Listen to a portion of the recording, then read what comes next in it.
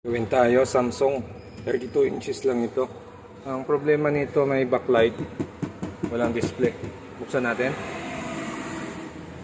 Ito yung model niyan, 32 inches. Ito yung kanyang mainboard. Bali yung power supply nito nasa labas at smart na rin ito.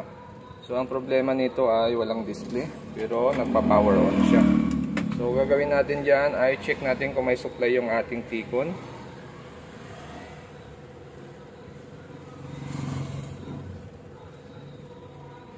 Ayan. So mayroon tayong 13 dito.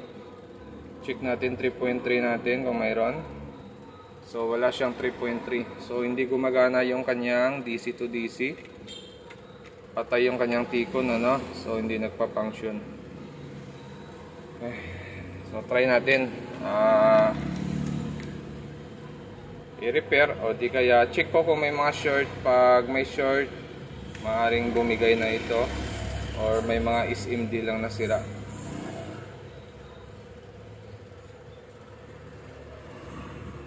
Okay, so dito may napansin tayo itong dalawa. Yun, no? Shorted siya, no? 10 ohms. Samantala dito sa isang top board na kinuha natin ay normal. Walang resistance ito. Yun, no? Yun, no? Wala siyang resistance. So ibig sabihin may problema itong circuito. Ito yung 3.3 niya. Yan, no? So short yung 3.3 nito. 10 ohms lang. So maaring nanggagaling dito yan or itong dalawa ang sira. Try natin i-remove itong dalawa. Pag short pa rin yan, maaring dito ang problema niya sa kanyang DC to DC. Okay, na-remove na natin yung dalawang kapasitor. So short pa rin siya. Yun, no? Yan, short pa rin. Okay, so tinry natin, no? Tinanggal natin yung fuse dito, yung papasok rito. So nawala yung short dito. Ang problema yung connection nito ay nanggagaling siya dito lahat, no? Lahat ng connection niya pumapasok dito sa IC na ito. So pag nagte-tester ka, mayroon siyang mga shorted dito. So maaring may problema din yung ating DC to DC. Kasi pag tinignan mo yung likod nito, gaya dito sa kabila, yan, no? Saan yan? Ito. Pag tinignan mo yun, itong 6 na butas na yan, hindi natin masundan kung saan pumasok, kung saan siya dumiretso. Kasi nasa loob yung circuit niya, no? Yan. Ito yung tinanggal natin, eh. Nawala yung short dito, pero pagdating dito, mayroon pa rin siyang shorted. So try natin gamitan ng short killer. Titingnan natin kung may iinit dito sa pyesa natin, ano? Try natin. Okay, meron siyang load sa circuit na 0.33 ampere. Yan, kinabitan natin siya ng short killer. So naka-ground dito yung short killer natin. Tapos ito yung positive natin. So papainitin lang natin, titingnan natin kung saang side siya magkakaroon ng init, no? Kasi pwedeng nasa DC to DC ang sira, pwede din sa mga load side niya ang problema. Pero ang baba kasi ng ampere niya, oh. Pero pag ginamitan mo siya ng tester, nasa 10 ohms. Pero pag ginamitan mo siya ng short killer, ang baba ng ampere niya 0.32 lang. So hindi masyadong short ang circuit pag short killer ang ginamit. Okay. So nilagyan natin ng short killer, tapos kinapa natin yung mga parts na pwedeng uminit. So negative, no? Walang umiinit dito. Normal yung mga IC niya, pati itong DC to DC natin ay normal din. Okay, so may gagawin tayo dito. Try na lang natin kung talagang ang problema niya ay nasa source code. Kasi dito, pag kinapa ko rito, mainit siya. Ito yung umiinit, yung pinaka IC sa loob. pinaka-IC sa source scope, yun yung umiinit sa kanya. Yun o. Lakas yung init niya. So dapat hindi pa ito umiinit kung wala pang signal na manggagaling sa mainboard. Kung 3.3 lang ang supply nito, dapat hindi ito umiinit ng ganito kainit. Yun o. Init niya eh. So gagawin natin, try natin sa isang board natin na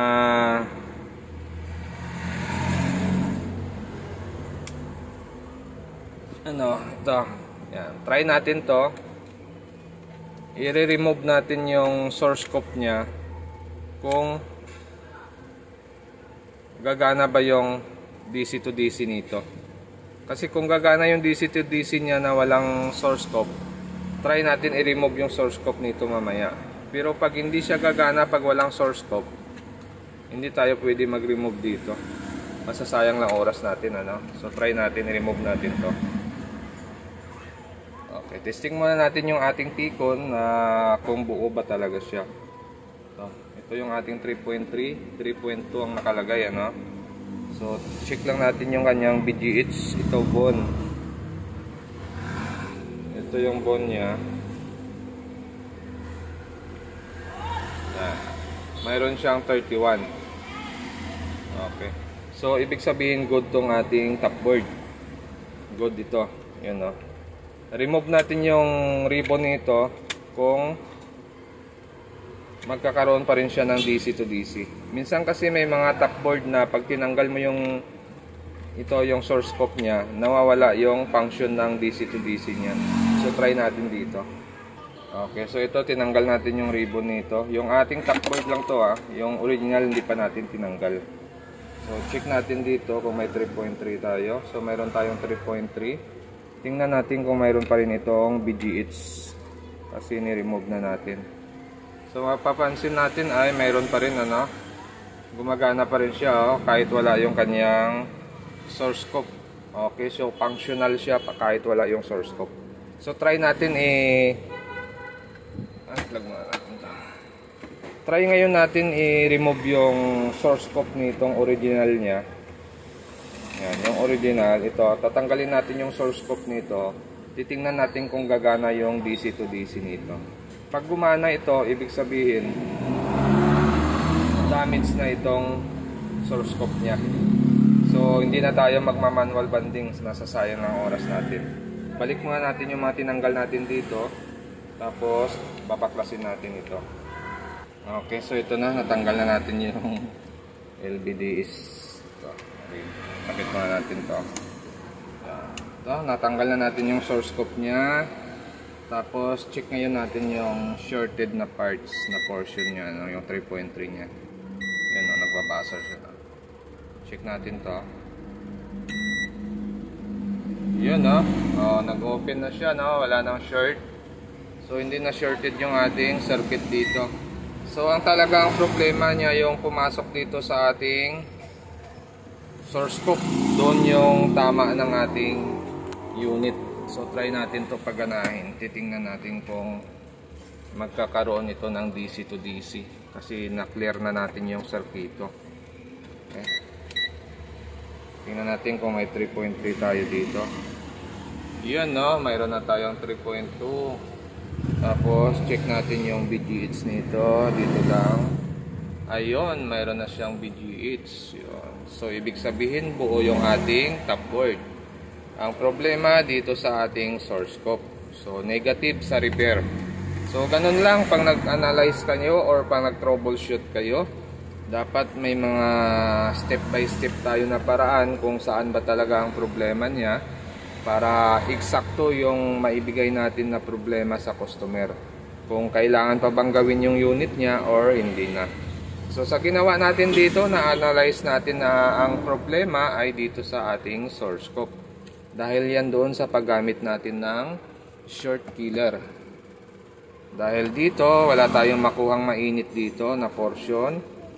Ang nakuha nating sobrang init ay dito sa kanyang source scope. So ito, magagawa lang yung mga ganitong problema pag mayroon tayong banding machine.